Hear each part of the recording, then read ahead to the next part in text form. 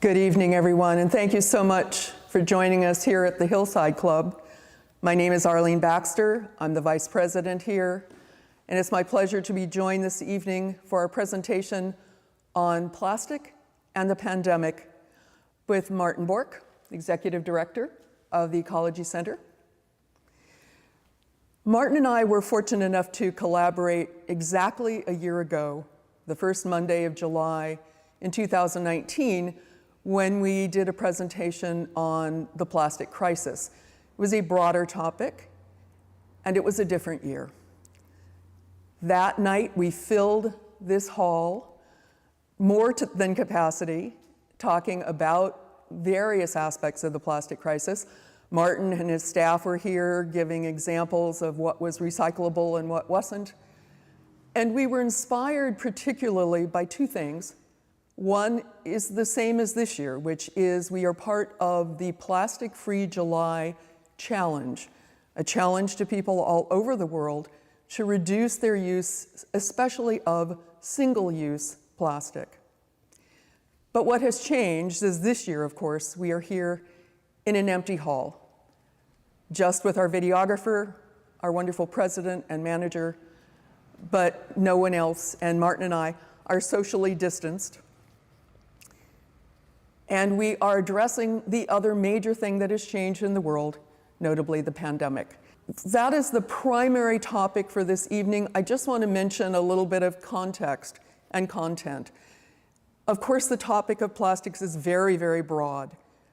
We won't be getting a lot into the issues of microplastics, so it's a very important one, and I'm tempted to do another presentation on just that topic. But for this evening, we're going to be focusing on the things that have changed over that last year. I'm going to show you now some photographs of one of the major things that all of us have experienced as a result of the pandemic. What you see in these photographs is something that we're seeing all over our communities, which is protective equipment that is not being thrown away, but simply tossed, as well as thrown away, in amazing quantities. Right outside my house, there are discarded gloves and masks all over the neighborhood. Gloves, like plastic bags, can appear to be jellyfish or other types of food for sea turtles, for example. The straps on masks can present entangling hazards. Over time, those products break down and add to the vast collections of microplastics in our seas, air, and food. And the irony is that while we produce and discard plastic to fight one public health crisis, we may be slowly contributing to another. Martin, how are you seeing changes in your industry after the pandemic? Thanks, Arlene. It's great to be with you all tonight. I appreciate the opportunity. At the Ecology Center, where I'm the executive director, we do the curbside recycling for the city of Berkeley. So we have 8 trucks that go out every day and collect different parts of the city each day of the week. And what we've seen since the pandemic started is a pretty significant uptick in the amount of recyclables that we're getting back in our recycling yard. So because people are sheltering in place and they're using a lot more packaging and they're ordering a lot of food delivery and they're getting a lot of online delivery of their purchases, we're getting a lot more disposable plastic, and we're also getting a lot more small cardboard packages. So we haven't seen a huge uptick in PPE in the recycling, although I'm sure there's some there. People largely have not tried to recycle masks and gloves and shields and smocks and that kind of stuff. And we just want to reiterate that none of that is recyclable. And we encourage you, if you're just using a mask regularly, that you use a reusable mask and a mask that you can wash and sanitize. But most of the PPE is disposable and either needs to go in the garbage can, or if you're working in a medical facility, it probably needs to be handled as biomedical waste and treated as infectious waste. This is a good example of the kind of mask Martin was just talking about. They're very convenient. They are also plastic, but they are really not the best alternative for, as he mentioned, other than medical workers. And this is sort of a theme throughout our evening's presentation of the conflict between what is convenient versus what is more durable and more long-lasting. So as opposed to a cloth mask that can be washed many, many, many times. So encourage you to, when you have the choices of the durable, higher quality versus the consumable, choose the durable. So, which leads into another major change that we're seeing, which is about plastic bags. I'll just, as one example, show and tell one that even says reduce, reuse, recycle.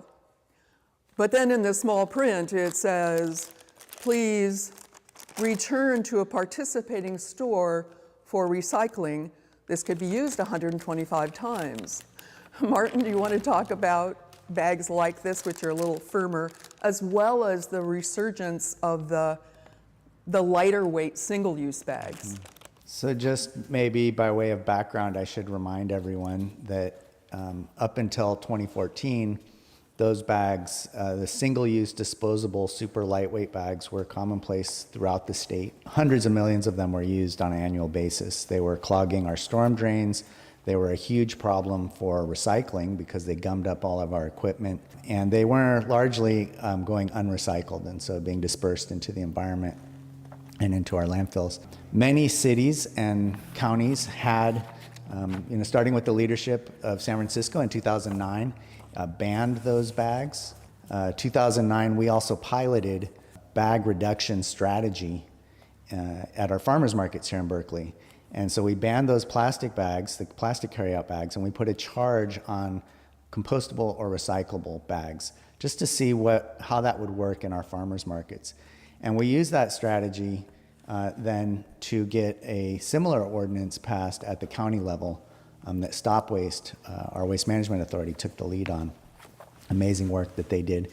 But basically the idea was, rather than asking the question paper or plastic, which we felt had always been the wrong question, we felt that the solution is bring your own bag, or the question should really be, do you need a bag? Which is now the question that checkers typically ask.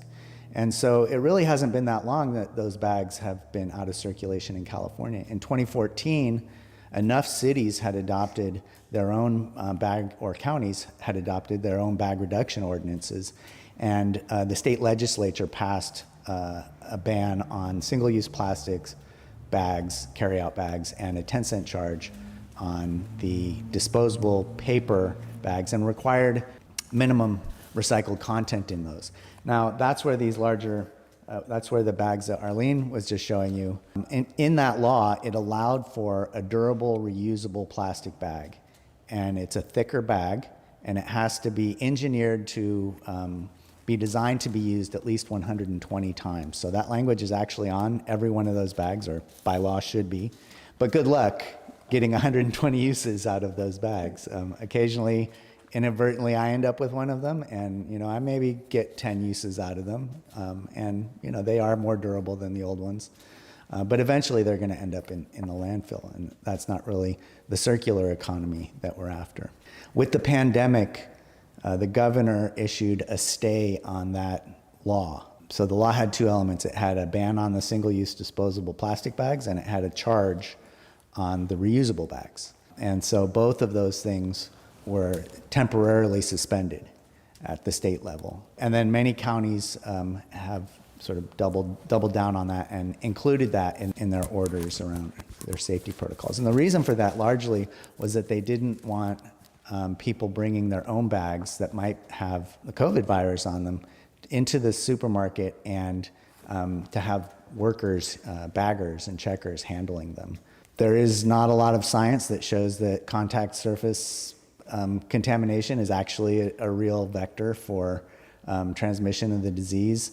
And in fact, plastic is one of the surfaces on which the disease can last the longest. So bringing in a cloth bag or a reusable paper bag or something else, another bag, doesn't seem like a real strong vector. But in an abundance of caution, That was the order that was placed. That order is now, it was for 60 days. You know, the suspension is sunsetting, and so the old law goes back into effect. It'll probably take a minute for us to get back there. Our fear really was that we would lose sort of the cultural shift that had been largely successful statewide, of getting people to remember to bring their own bags, to not take a bag when you don't need one if you just have a couple things. And still today, if you run into that where you're finding those disposable plastic bags, or they're not asking the question, do you need a bag, and automatically bagging your stuff, you know, you can easily just take your stuff and put it back in a shopping cart, take it to your car, load it in your bags at the shopping cart, or just, you know, say, I don't need a bag, and just carry out the few things that you need. The new orders that are coming out from counties say that you can now bring your own, but that you can't place it on any surface. So you could hold a bag and then take the items and put it in, but you're not supposed to put it on the counter where things are getting checked out. A number of restrictions on single-use plastics have been paused or rolled back as authorities scramble to fight this crisis. The pattern has prompted concern from organizations, including the World Bank. These measures have all been announced as temporary, but how long will they stick? Fed by anxiety around health concerns, driving that concern is a feeling among conservationists that the plastic industry is seizing its moment to capitalize on public health concerns by promoting the use of its products. Yeah, it's pretty egregious what the American Chemistry Council and the Food Packaging Institute and other industry advocates and lobbyists have been doing. They put a tremendous amount of pressure on the Trump administration, trying to get all the agencies, the FDA, the CDC, others, to say that plastic is preferable, that disposable is preferable. They actually tried to get language that would make the advice or the guidance to restaurants when they reopen to use disposable foodware, even in restaurants that never have before. So it's been pretty egregious and opportunistic moment for the plastic industry. I think their efforts are so self-interested that they speak for themselves, and that people are smart enough to see through that. I also am encouraged by the dramatic outpouring of support by people, everyday citizens, on Twitter and on social media, going to the websites of some of these major brands, Procter & Gamble, Johnson & Johnson, Coke and Pepsi, and just letting them know how you feel about their packaging. They are very sensitive to that. And so in spite of these sort of major lobbying plays that have been going on, there's also a counter movement that is still very strong. And we hope that coming out of the pandemic, the tide won't have changed, and will continue to really dramatically reduce single-use disposable plastic. As Martin mentioned, all of these things are going to take a little bit of time.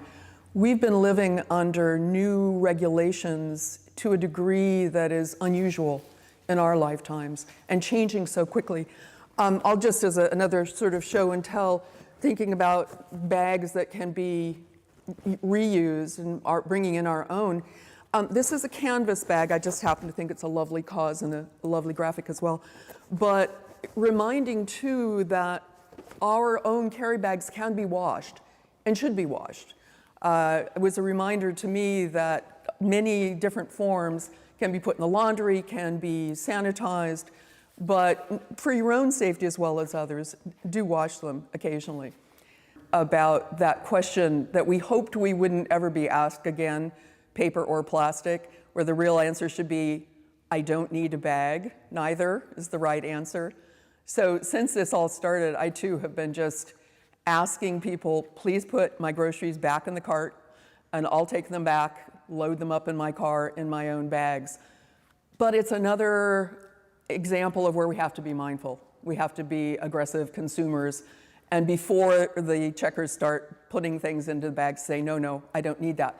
Ironically, you even need to say that at farmers markets, where the default lately has become to put it into a bag. The other major change that we've looked at around plastics, of course, was the law here in Berkeley that mandated the use of consumables, compostables, and the ability to bring in our own foodware.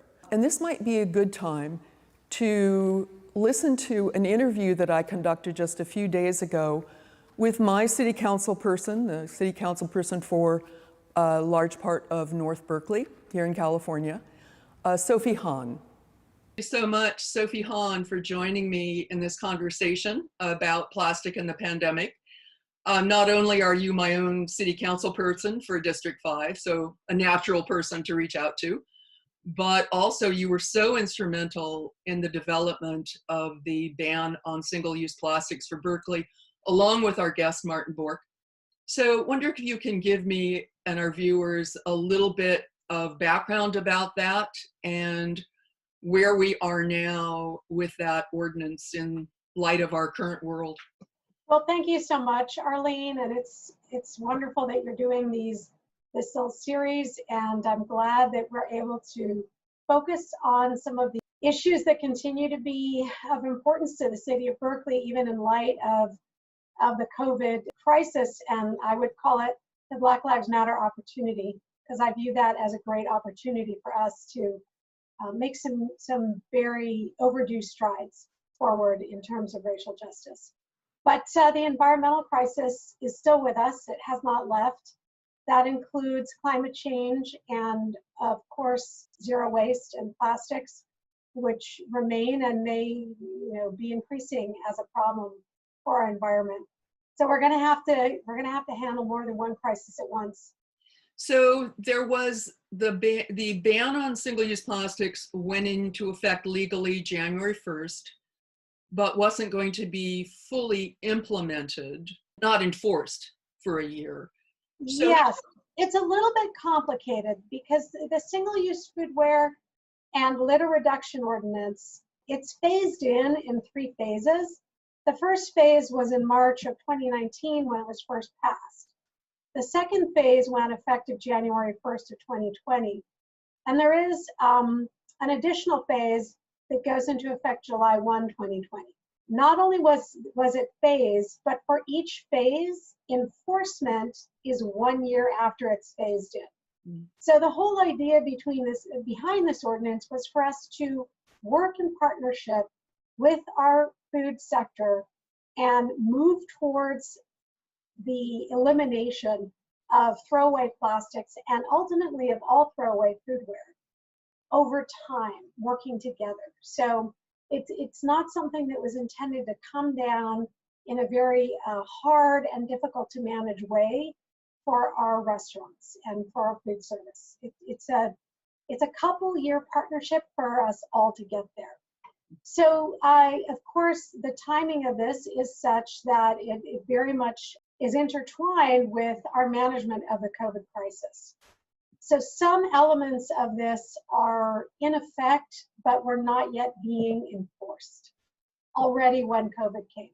So you could say that we were a little bit in a gray zone. We were at a time where the requirements were in place, but there's no enforcement. So really the message, I think, is, please try your best over this year to try and get there and be ready a year after the effective date, because at that time we really will be asking you to be in compliance.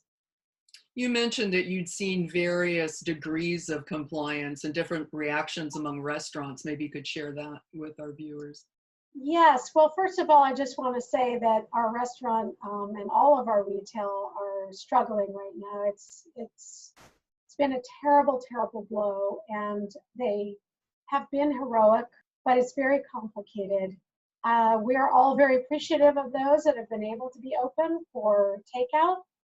I think all of us may be doing more cooking, but we also enjoy having some food that we didn't have to cook ourselves and enjoying some of the delicious offerings that the city of Berkeley has always provided.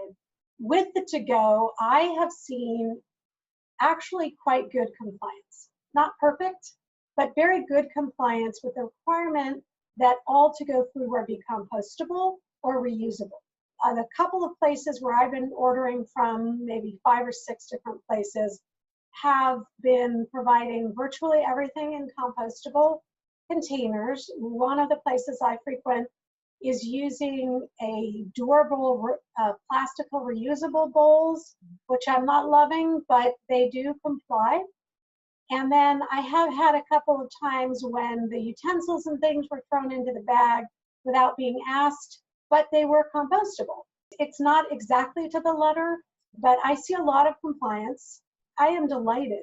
When I think about the mountain of plastics that Berkeley could be creating right now with this new required to go culture, I really shudder to think what this looks like in communities that do not have this kind of legislation. The piles, the mountains of plastic and styrofoam that must be being generated in other communities is really tragic.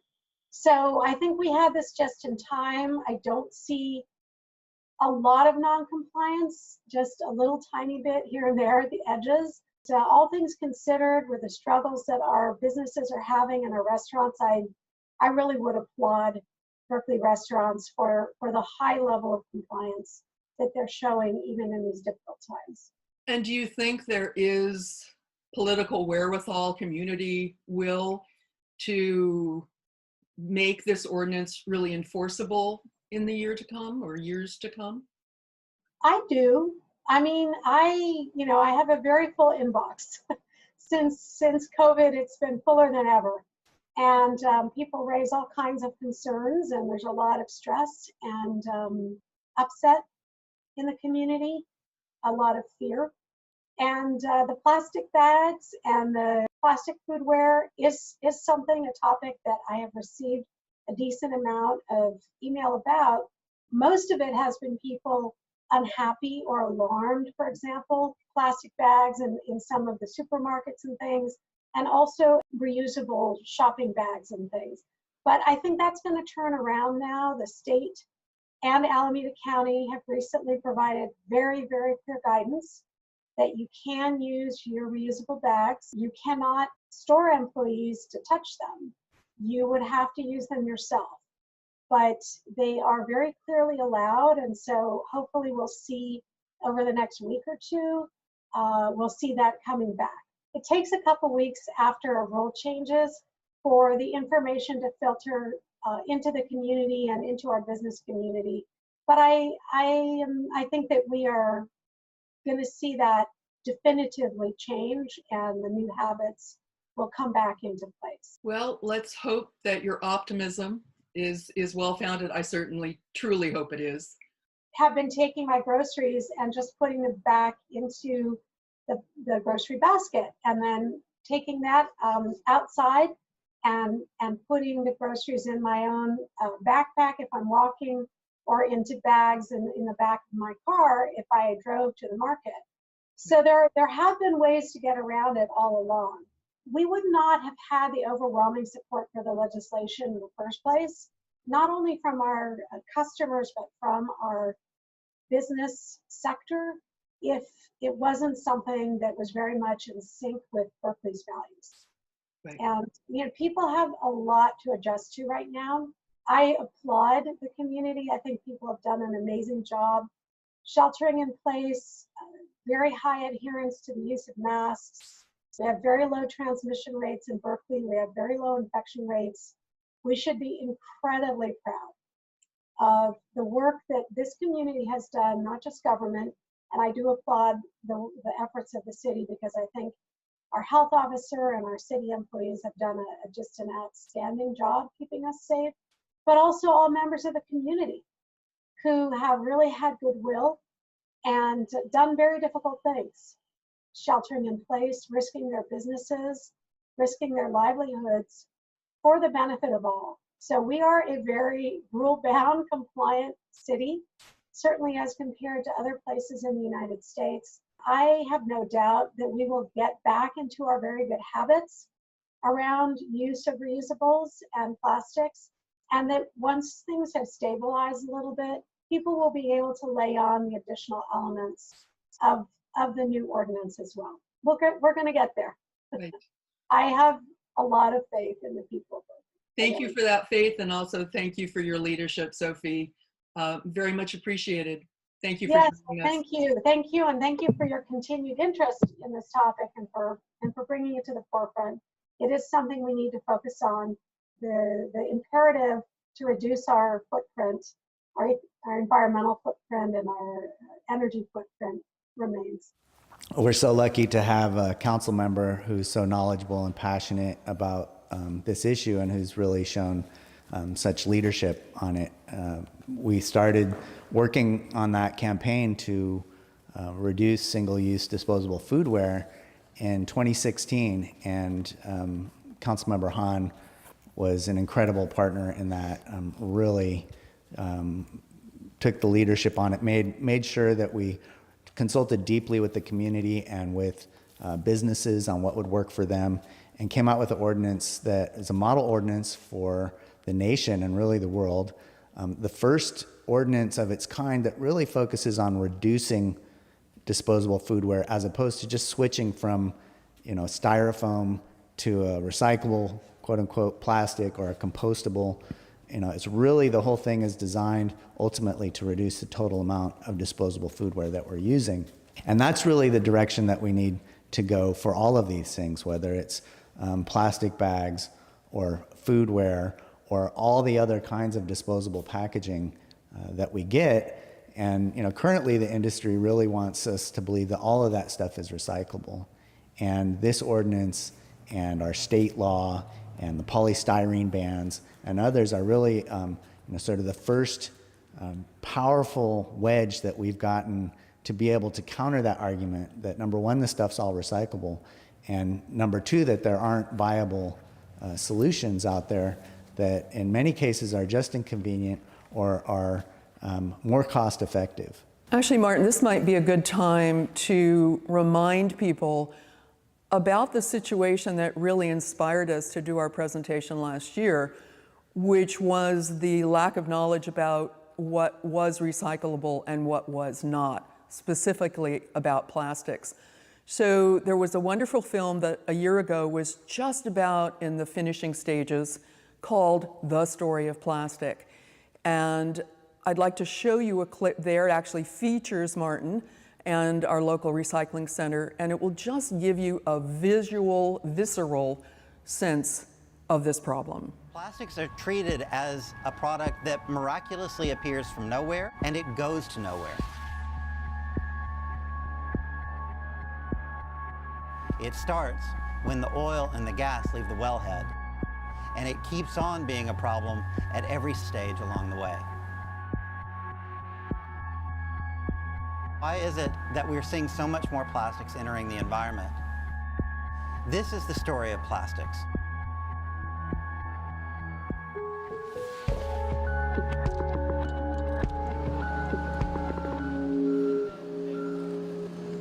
We got into recycling because we thought it was the right thing to do. Of course, it is a disposal service. At its core, it's taking stuff that people don't want anymore and trying to do something better than landfill with it. In 2013, under significant pressure from our city council, we began accepting non-bottle mixed rigid plastic. So all the plastic containers, berry containers, keg cups, plastic cold cups, from Starbucks. Procter & Gamble wants us all to believe that all their packaged goods are in, totally environmentally sound packaging. They want us all using single-use packaged products so that we're just, on the supply chain. It's totally unfair to the cities and the recyclers on the back end, because then everyone says, oh, it's recyclable. It's recycle ready. You should collect it. Well, then what?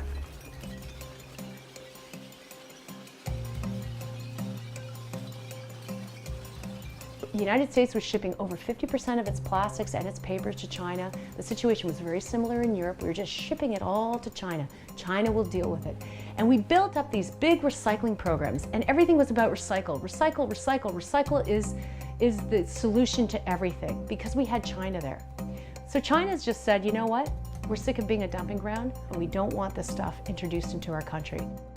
I see the China thing as a reckoning, because it's all been this false market where we've just been shipping stuff to China. This is, in my 25-year career, this is the biggest recycling crisis globally that we have ever seen. At the same time, the tons are going up and up and up, the price is going down and down and down and down to the point where now it's costing us $50 a ton to get rid of. If you think we're just going to take it from China and ship it to Thailand or Indonesia or Vietnam, where is it going to go? When the government shut down the recycling center, most people shift to like more remote or hidden villages or other countries.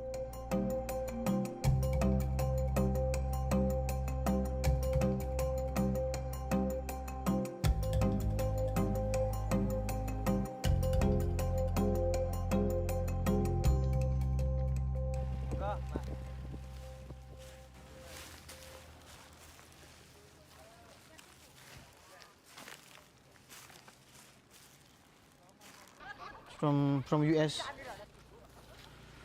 This Nestle from UK. Yeah, it's from Australia. This came from Toronto. Toronto. Dunkin' Donut. It's from Oregon. From New Zealand. Tivana.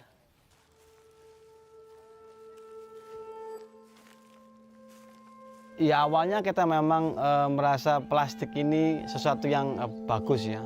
Jadi ini praktis begitu. Kemudian tapi kemudian terakhir kita bisa melihat bagaimana plastik itu berubah menjadi sebuah bencana bagi kita karena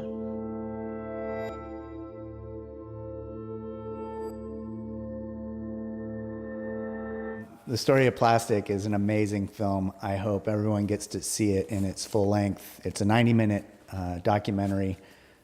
You can find it at thestoryofplastic.org or go to the Story of Stuff website. Story of Stuff is a Berkeley-based organization with national and international linkages. Great film, and you can schedule a screening of your own for your own community. So I encourage you to help spread the word about that amazing film.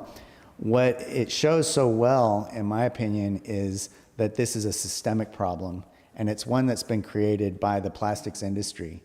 It's not a consumer problem. It's not our fault that all this plastic exists in the world.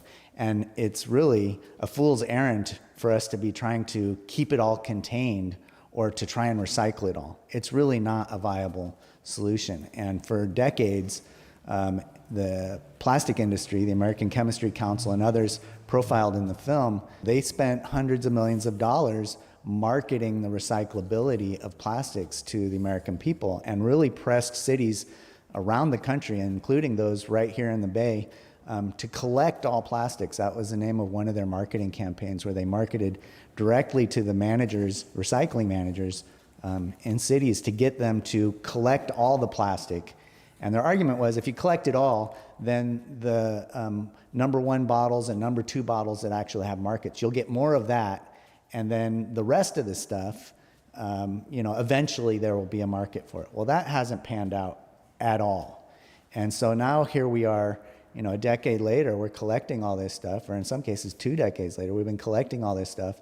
And for years we were shipping it overseas, but now we know without a doubt that what was happening overseas was an atrocity and was really horrific. And so now we're stuck with all this non-recyclable or very low-grade plastics. And here in Berkeley, what we do with that stuff now is, and these are the non-bottle plastics. So number one and number two plastics are they have pretty stable markets.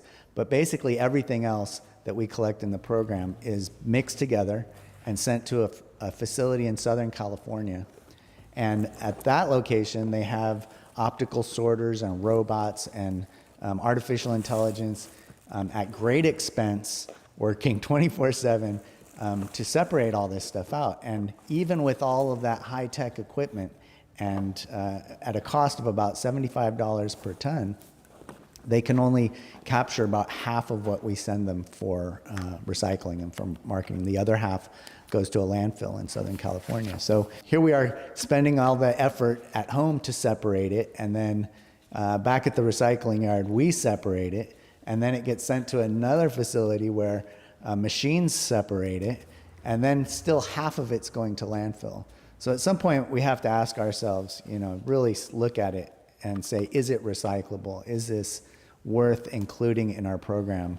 And as somebody who wants to keep things out of landfill, and our whole goal around zero waste is reducing the amount of waste to landfill, it's hard to say, I'd rather send it to the landfill. When I look at this full equation of these non-bottle plastic containers, we really have to say it's not recyclable, and we really have to go upstream them and demand that the plastics industry and the packagers and the major brands and the retailers find other solutions. You know, there are better solutions out there, and we don't have to assume that plastic is the best or the only way for us to go. So on that note, let me ask you a couple of questions, Martin. You said pretty much it needs to be a bottle to be recycled. I'm going to just give you a few other examples, something like that. Is that recyclable? I would have to double check, but that looks like a clear PET #1 bottle. And PET is the most recyclable plastic in bottle form, is the most marketable, most likelihood of being made into something again. Most of it gets made into fiber, which is used for carpeting and clothing, furniture coverings and battings for furniture. And increasingly, we're getting bottle-to-bottle recycling, where some of the major bottlers are feeling the pressure from consumers to increase the recycled content of their bottles.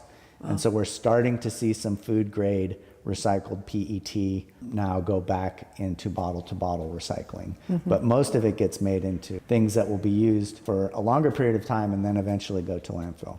So I can probably answer my own question that things like this, which are colored, not really bottle-shaped, should really go in the garbage. A few things to keep in mind. Size is important in recycling programs. If it's smaller than your fist, it's probably going to fall through a lot of equipment, hard to capture for lots of programs, including ours. If it's smaller than your fist, it's probably not recyclable. May end up in our outthrows for the pill bottles and vitamin bottles that Arlene just showed us. Those will probably fall into that category. Colored plastic, for the clear PET colored plastic, is also considered a contaminant to the clear plastic. Some brands like to distinguish themselves on the shelf by having a green plastic drinking bottle or a blue plastic water bottle. Those would be considered contaminants for the clear plastic, which is the major category. So I want to show you, Martin, one of the other very common forms of packaging, which is sort of my nemesis, the clamshell. You said earlier, a comment last year actually, about wish cycling. And I think this is a sort of item that a lot of us wish cycle. We wish there were a way to recycle this, but in fact, it's garbage. But this is the alternative that so many people face when they go to the grocery store or sometimes even to the farmer's market. So I want to share a story with you. These just came from the farmer's market yesterday.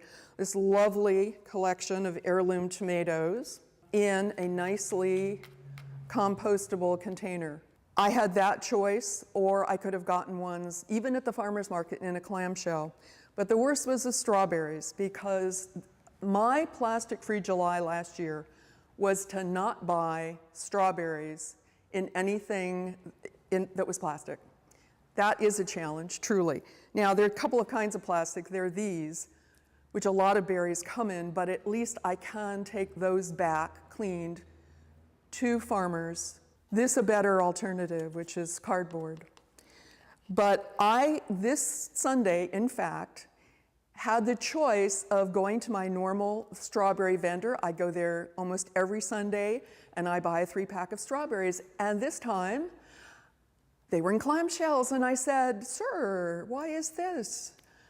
And he said, "Oh, I'm giving people an alternative." I said, "I don't like this alternative. Why? It's more plastic. Why are you doing this?" And then he kind of took his head down. And he said, "Well, it's easier for us. The berries don't fall out."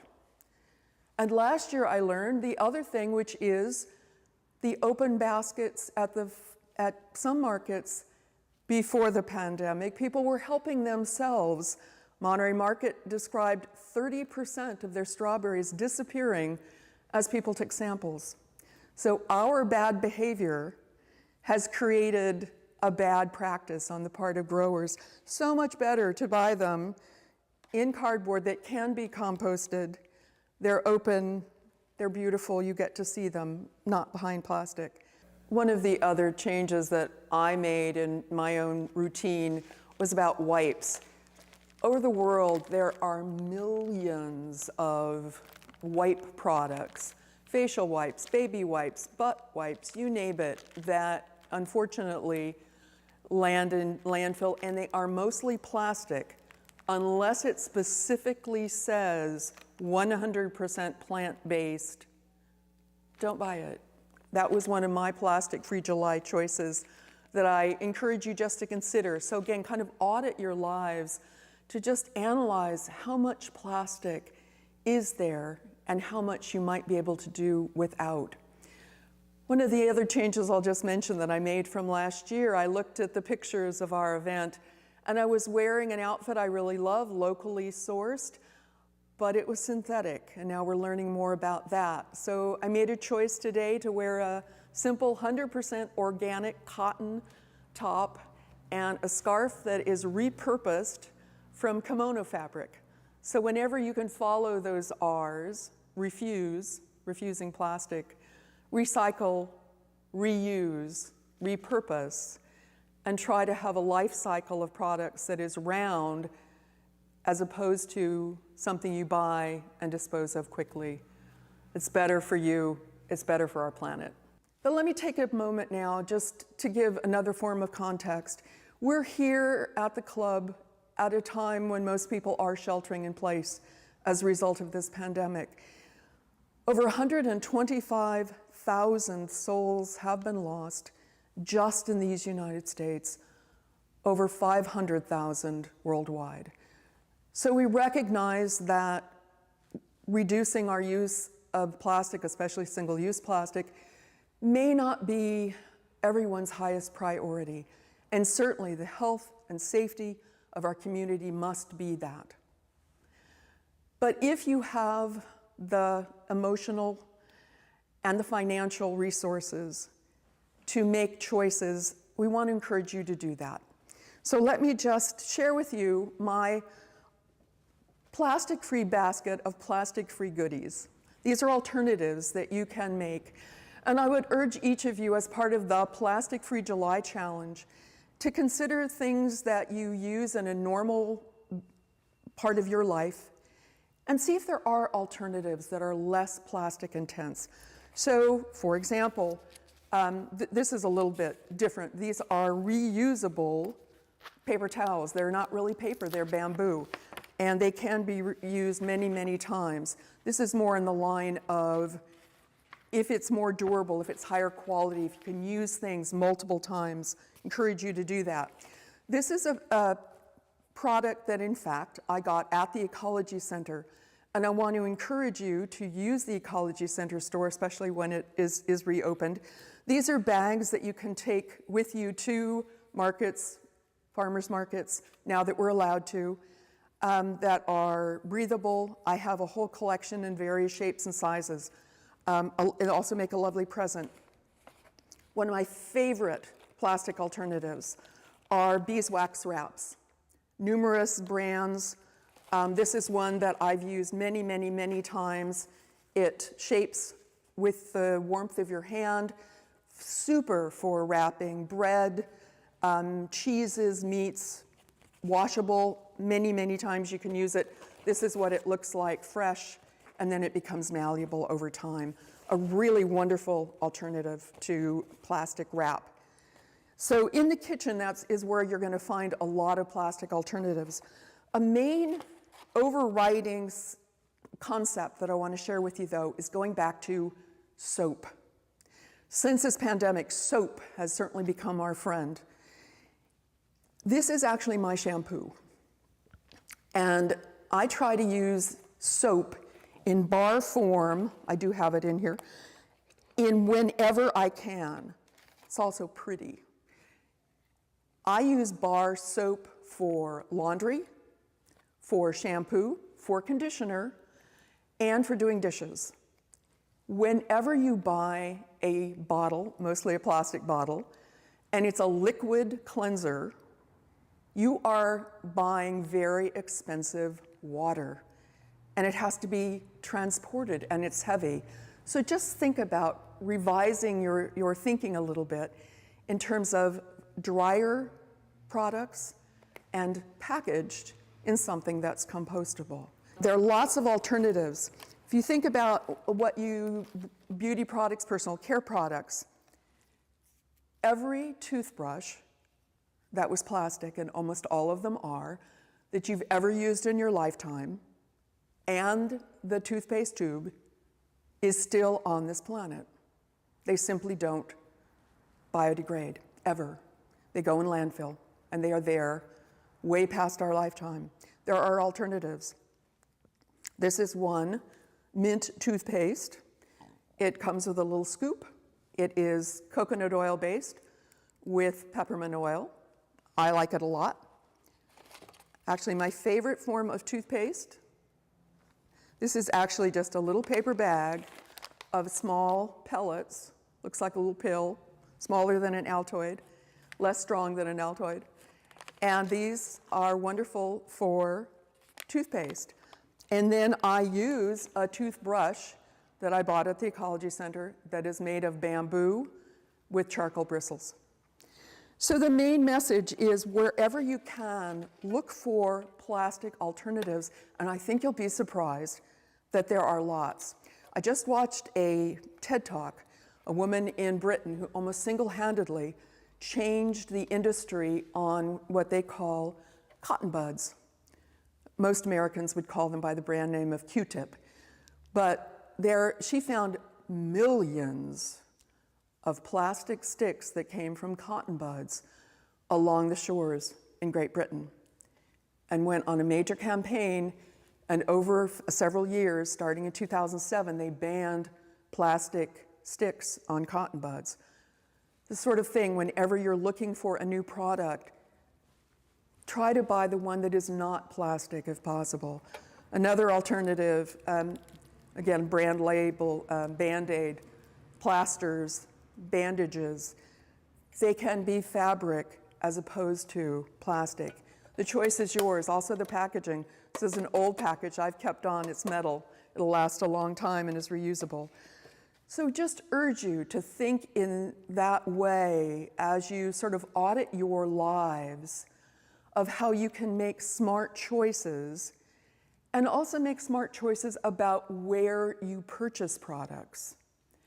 Of all times now, it is so important to support our local businesses. They need us all very badly to stay in business. So shop local, shop long-term, buy for quality as opposed to the convenience single purpose plastic represents. Thank you so much, Arlene. Arlene's an amazing champion of the Ecology Center and a regular shopper at our store. We are open currently for curbside pickup. You can check out an assortment of products that we have available during this time at our Ecology Center website, ecologycenter.org/store, and you'll find a selection of products there, particularly for cleaning and household products. But we have a wide selection of stuff there, and the idea is that we try and help individuals take an individual approach to this problem. We know that it's a systemic problem.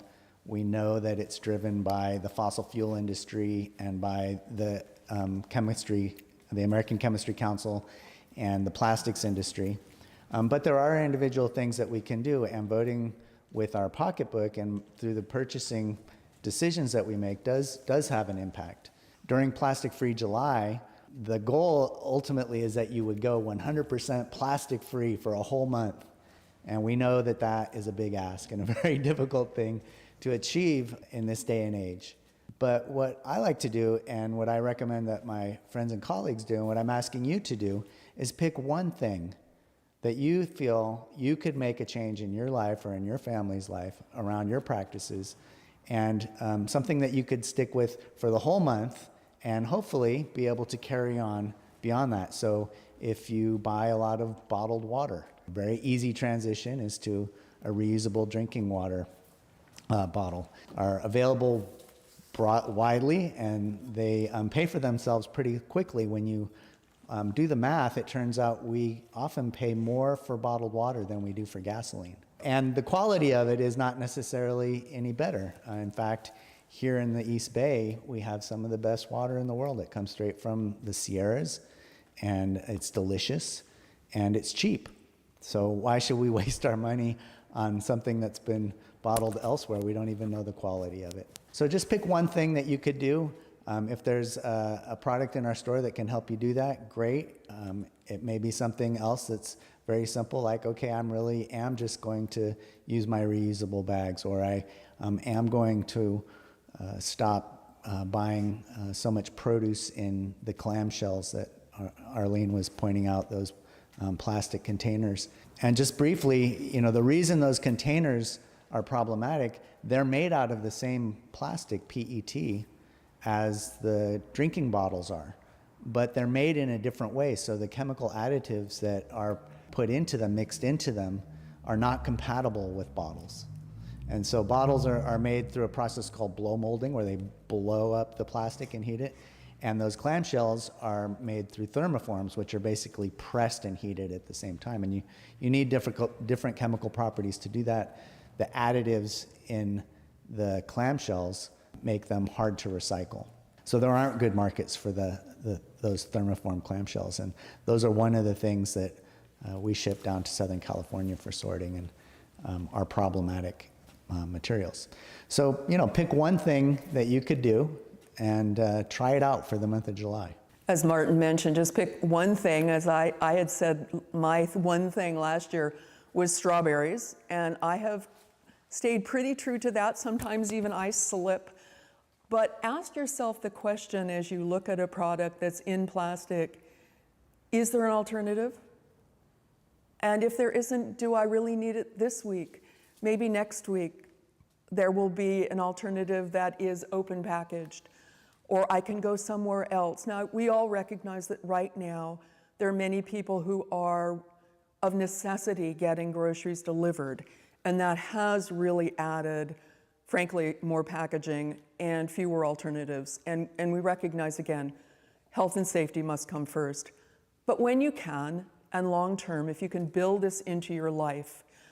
The other thing I would encourage people to do is, as Martin said, I can't imagine buying bottled water. I haven't maybe ever, but it's so easy to carry various kinds of containers, and they're healthier. And one simple container, you don't even have to go out and buy one probably. I have one on the table here, is an old-fashioned bell jar, glass jar. I use them for canning, which I've gotten back into in this pandemic, but very classic, old-style, durable item that you can, when allowed, also take to your grocery store for bulk purchasing. And that's another simple change you can make, is instead of buying, for example, another one that I use for Plastic-Free July that stayed with me, purchasing of nuts and granola. So often, if you buy them at one of our favorite stores that has the initials TJ, you will buy things in a half-pound or a pound container in a plastic satchel. But you can buy those things in bulk. Understandably, some of the bulk bins were closed during the pandemic. That won't last forever. Get back into the habit of bringing your own container, whether it's a bell jar, a satchel, your own bag, a bag that you reuse. At least it's not single use. And that's mostly what we want to get away from. One of the real areas of opportunity for reducing plastic, especially single use, is in containers for drinks. And in our area, of course, we're all a real coffee culture. A couple of things we can mention here too is you can now bring your own vessel, your own cup, but the law is clear that the barista cannot fill it. There are ways around that, and I'm going to ask you, Martin, if you can talk a little bit about the program here in Berkeley called Vessel. Yeah, so last year we partnered with a Boulder-based company called Vessel. It's a reusable cup service where you sign up and you can check out a reusable cup. You then take that cup with you, and then when you're done with it, you return it to any of the participating restaurants or cafes. And so we launched that around the Berkeley campus. We had 5 cafes on campus and 6 off campus. And we're really looking to expand that this spring. With all of the closures and the university being closed, Vessel is on pause for the moment, but they're getting ready to relaunch in Berkeley when the cafes reopen. And they're also planning a significant launch in San Francisco.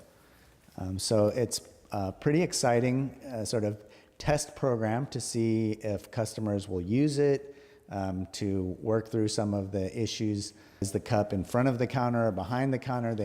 They made some switches initially so that all the cups were behind the counter. Vessel collects all those cups, takes them back to a central location, washes and sanitizes them, puts them in sanitized delivery containers, and then delivers them back to the cafes where the barista would then check them out to you. So that's how Vessel works. We're looking forward to them coming back as soon as possible.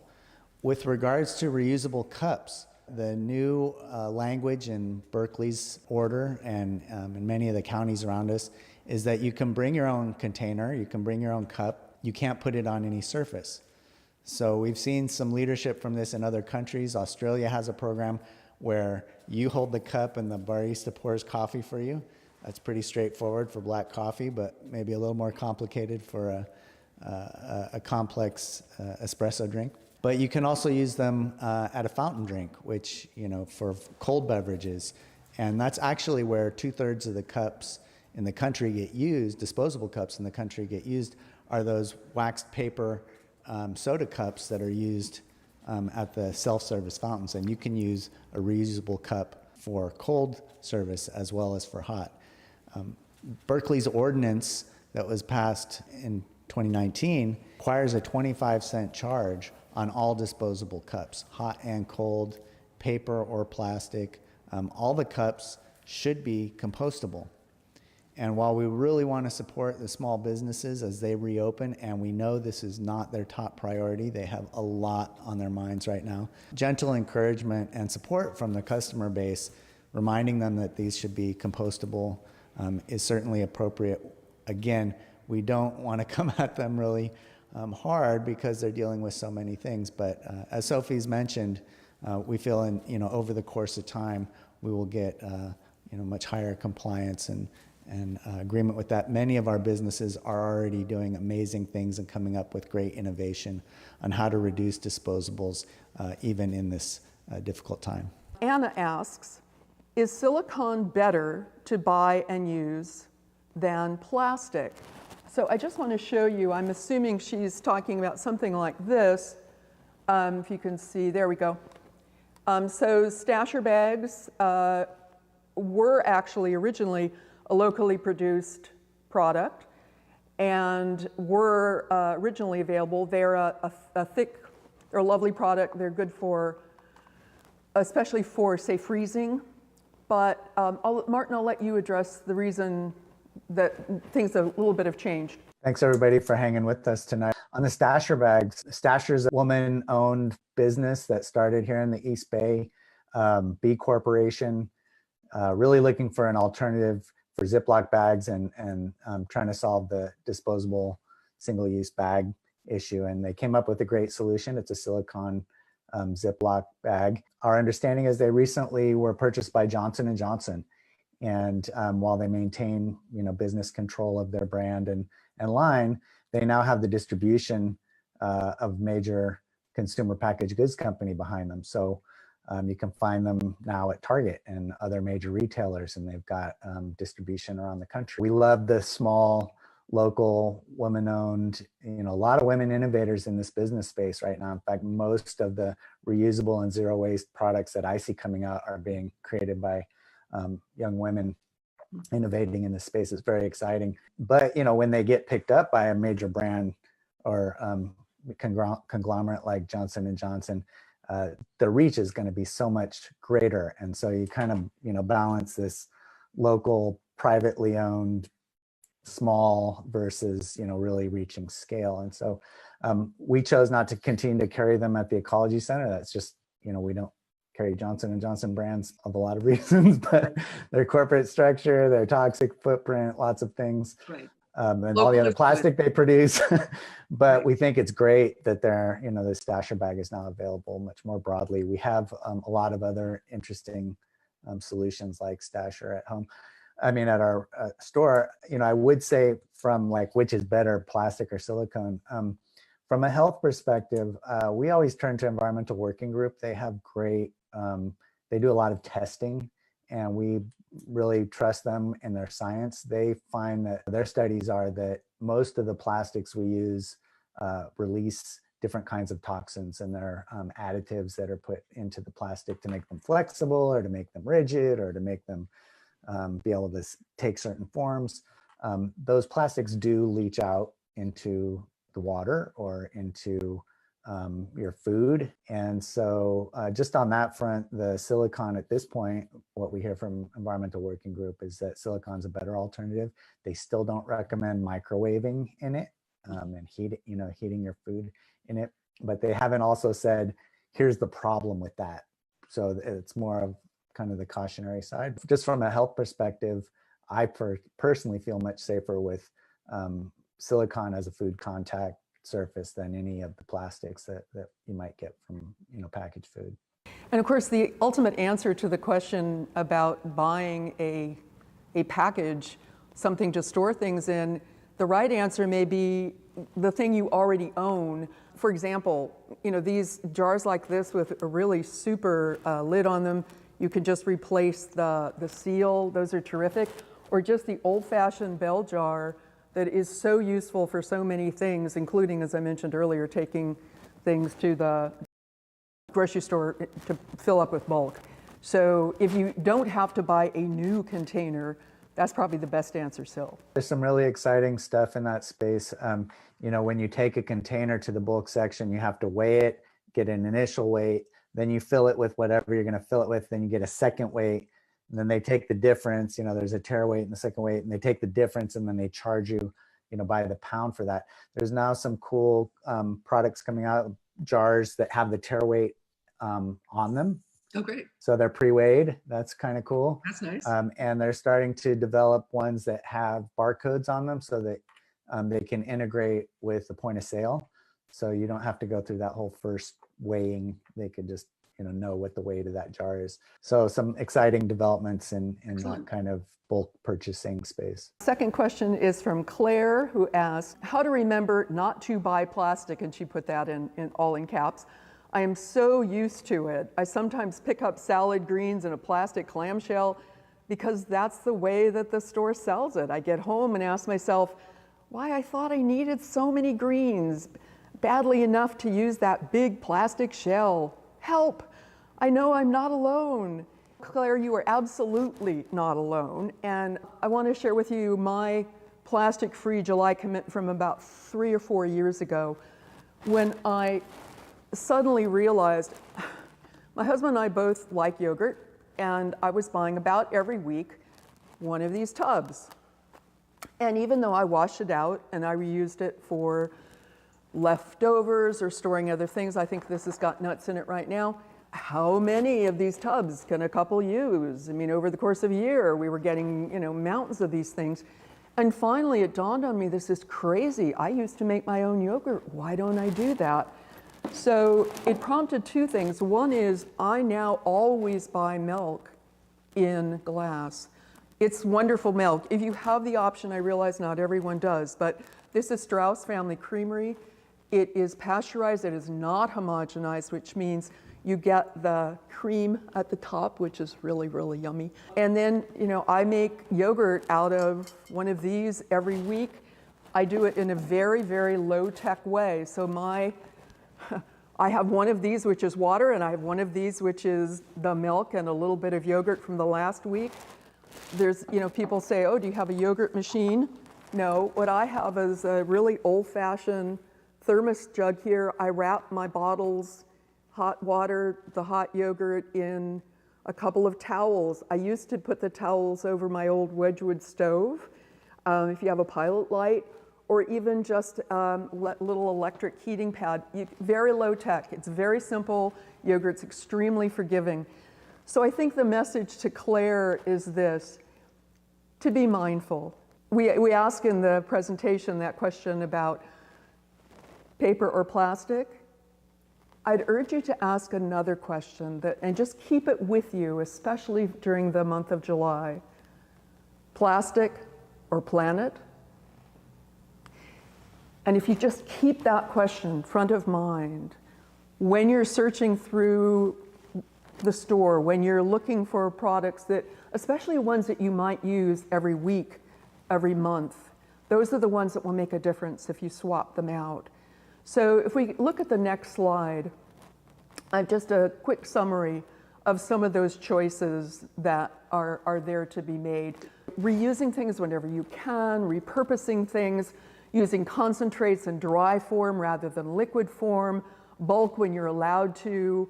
The other thing is individually packaged. If you can avoid things that come in little individual wrappers, whether it be a comestible product or a personal hygiene product. Obviously bringing your own containers, we talked a lot about that, to restaurants when you can. Avoiding plastic garbage bags if possible. And whenever you can be a leader in choosing plastic alternatives, either by gifting or showing your friends that that's what you're doing, that's also a wonderful statement. These are some of the alternatives. Obviously, I put top of the list is the Ecology Center and their store. They also turned me on to feelgood.co, which is on San Pablo. They're wonderful for taking your own containers and filling with things like cleaning products. They even have deodorant in bulk, which you can fill up. Another form factor to remember is cardboard versus plastic, if at all possible. And one I just learned about, the refill shop in Oakland. Check it, you can Google certainly refillable near me, and there are lots now of products that you'll be able to find that will fill the bill. And just keep asking yourself, is there a way to buy this other than in plastic, or maybe buy a different product? Third question is going to be one for Martin. David asked a sort of meta question. If at any point I'm wondering if something is recyclable or not, how do I answer that? We do have a slide showing a new service that is resourcefullapp.com. It's actually not an app at this point. It is a website. Martin, you want to talk about Resource? We're very excited about to launch Resourceful for Berkeley. It's been a labor of love with our staff and a local tech engineer developer. And we found that most people, when trying to find solutions for getting rid of stuff at home, look on the desktop rather than on their mobile phone. So it is called resourcefullapp.com. It's a web-based app. It lives on a website. We have a link on our homepage and our recycling page. It's very cool. It's very visual and very graphic. And you can type in just about anything you want to get rid of and find out where, where you can do that locally. If you're making a major purchase and you're thinking about what's going to happen afterwards, you can also look up and find out sort of end of life for appliances and mattresses and all kinds of things that you can find in here. So just wanted to encourage you, when you're thinking about what can I do with this other than send it to landfill, check out resourcefullapp.com or go to our website ecologycenter.org and follow the links from our homepage.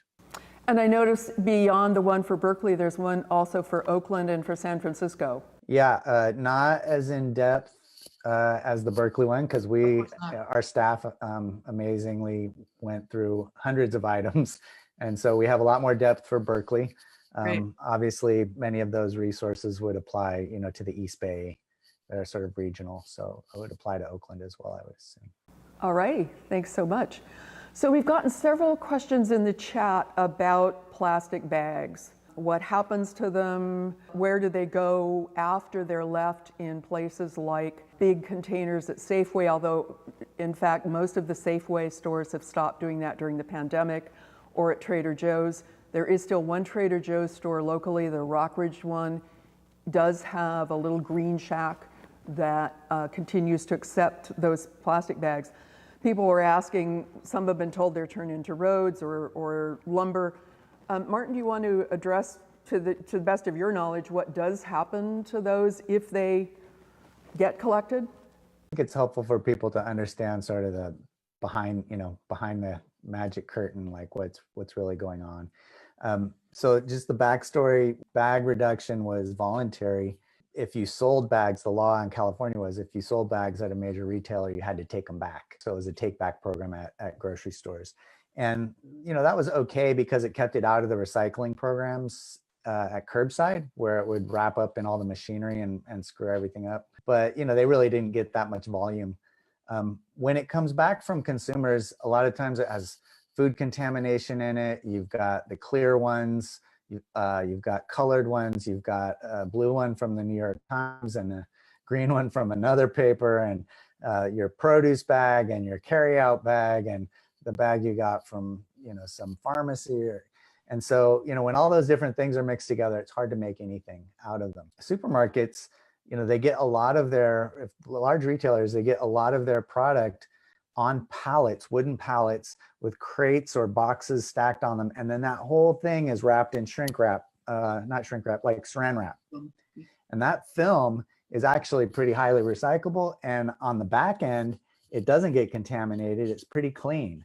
And for a long time, and in many places, that has had a decent market for typically making plastic lumber, park benches and the like.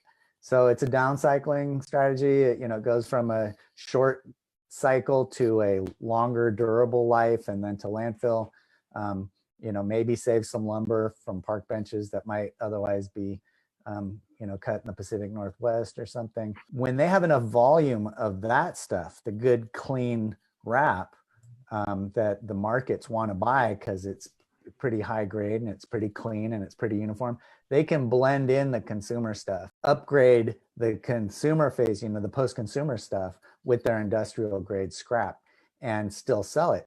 And that was really quite possible until the China ban went into effect in 2017, 2018. A lot of that was getting exported to China. Those markets are gone. They don't exist anymore. And for the ones that do exist domestically, there's only a couple on the West Coast. So otherwise you're shipping to the East Coast. And when you ship to the East Coast, you're putting it in a truck and you're having to compete for transportation with cell phones and televisions. Guess which has the higher markup. So always cheaper to ship from the West Coast to Asia than it is to ship from the West Coast to the East Coast of the US. So it gets upside down price-wise pretty fast because of the transportation. And now also those markets are just saying, hey, if it's not clean, we don't want it, period. It goes supermarket by supermarket in terms of what, and region by region in terms of can they find a market for it? Can they blend it in with their other stuff? They are currently not required to take it at the state level anymore. At this point, I would say pretty much plastic bags are, your best strategy is reuse. Keep using them over and over and over until they get holes in them or whatever, and then throw them in the garbage. Is probably the most consistent solution.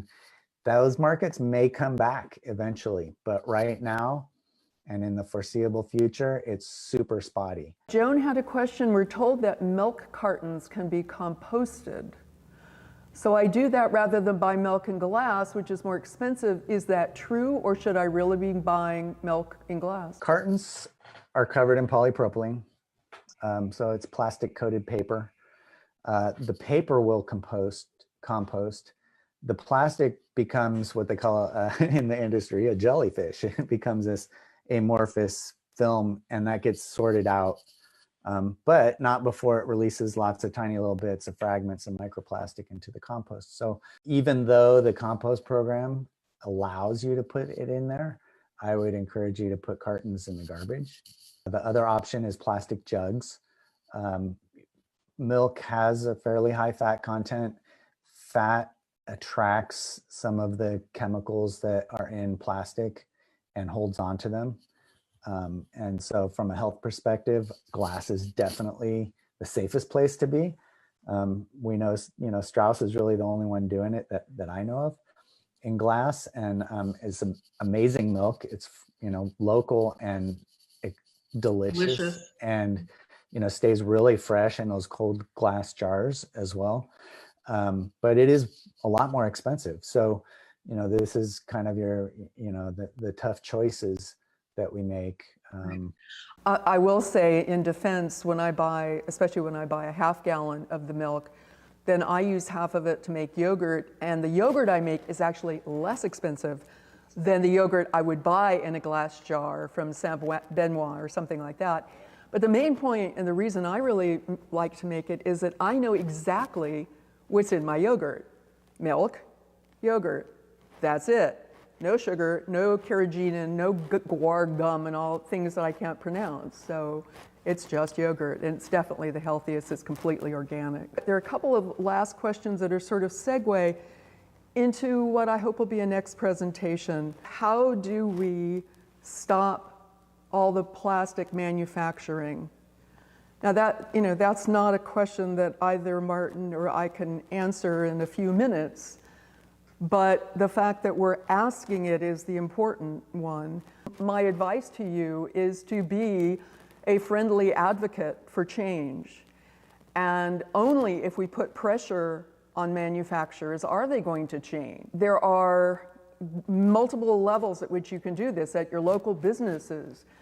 If they don't carry bulk products, ask for them to. If they're plastic alternatives that you would like to see carried more generally, I haven't mentioned, but in fact, just in the last year since we did the first presentation, at Berkeley Bowl, there are many more plastic alternatives, like the shampoo and the conditioner that I used to have to get directly from the manufacturer up in Sonoma County. They now carry it, and they have a big aisle of bar products, things packaged in cardboard. Someone else asked about what do we do about all of the plastic packaging on produce at Trader Joe's. Well, I will say, in fact, that they have come quite a long way in improving from where they were, where everything was under plastic, and now at least most of the stores have some vegetables and fruits that are available in bulk. But the answer is speak up. There's actually on change.org, and I have it on this slide, there are petitions to many major companies, including Trader Joe's, and the big one, of course, is Amazon. Amazon right now, especially in the pandemic, is taking over our world in terms of the volume of consumerism. So write to them, write to any company that has a product that you regularly use and enjoy and you'd like to see a change in packaging. I just called today to Tom's of Maine. I was saddened to hear that they too are part of a major corporation now. But I am going to be writing them and leaving on their voicemail, yes, please package your deodorant in cardboard. Other people are and can. I point you also to some wonderful websites that have great information. PlasticPollutionCoalition.org has just tremendous information about what you as consumers can do. Same with UpstreamSolutions.org. Break Free from Plastics have a tremendous amount of information where you can lobby as a consumer. And also you vote, as Martin said, you vote with your pocketbook, but you also vote truly in November.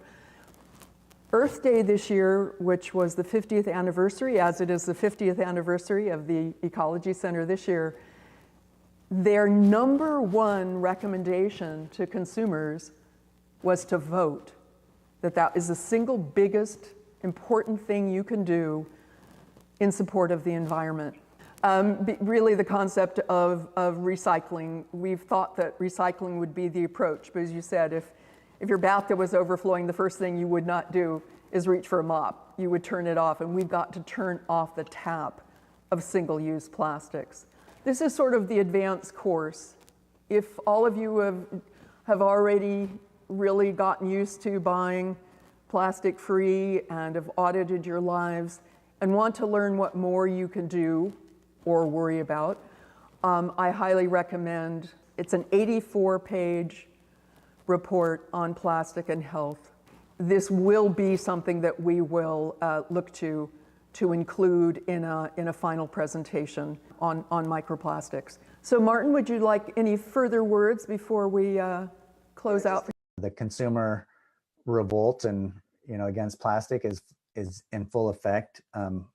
I would just say Twitter is a great place for that. They're surprisingly sensitive to their Twitter feed. So if you're on Twitter, light them up. California is against waste and is a good place to look for current legislation at the state level. There are some very important legislation, things that we never thought or expected would ever be considered by a state government.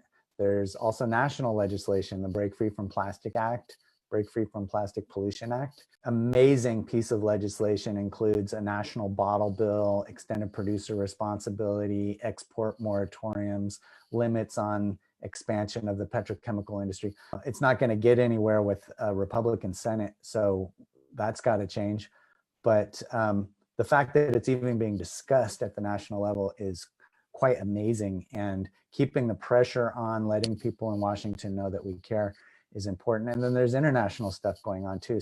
I'll turn it over to Martin to see if you have any final comments before we say good evening. So I'd like to thank the many members of the Ecology Center who might be viewing us tonight, and Arlene for being such a supporter of the Ecology Center. Your individual memberships and donations are really helping us out right now. And for those of you who aren't members, we would really love for you to join us at the Ecology Center, which you can do by going to our website, ecologycenter.org/donate.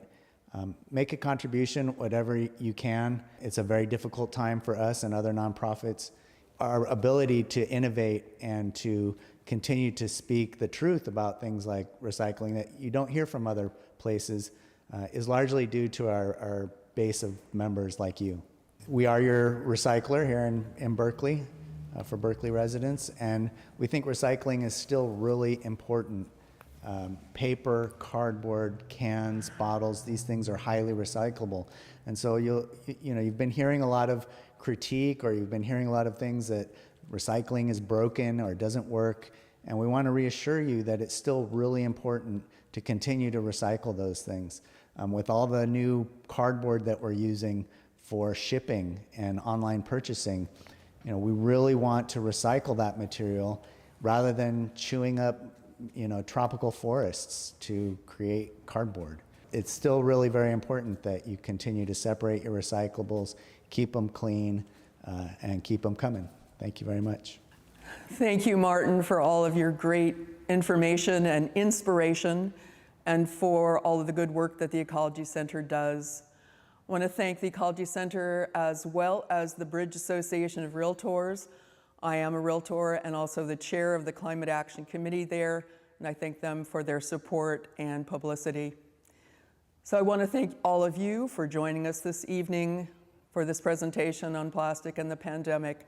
I know this is a very, very challenging time with a lot on all of our minds, but we appreciate the time you've taken to consider these options this evening. We hope you stay healthy and go forward being kind to yourselves and to your neighbors. We wish you all a full heart and a good evening.